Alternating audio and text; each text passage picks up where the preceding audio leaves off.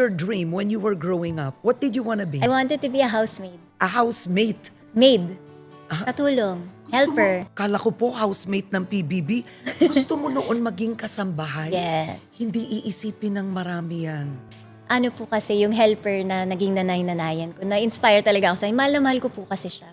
And that's why ganun ako sa mga helpers. Talagang I treat them as family. Kasi ganun po ako pinalaki. And yun, nung nakikita ko siya, gusto ko maging ganyan. Kasi mahal na mahal ko talaga. Pero nakapag-college ka, you told me, di ba? Culinary ang Culinary course and mo. pastry arts. So nung una, gusto mo maging kasambahay. You wanted to be a Yes. helper. Tapos? Tapos nag-iba na, nung tumatanda na ako, sabi ko, I love fashion, I love mga clothes, ganyan. Gusto ko fashion designer. Okay. Ayaw ng tatay ko. Dahil? Sabi niya, dapat marunong ka magluto para sa asawa mo. Akala ko po kasi para sa restaurant. Ayoko po sa restaurant namin. May restaurant po kasi tatay ko. So, sabi ko, ayoko magluto doon, Dad. Yun ba yung pangarap mo para sa akin? Kasi gusto ko magluto para sa mga mahal ko. Pero hindi pang business, hindi ko kaya.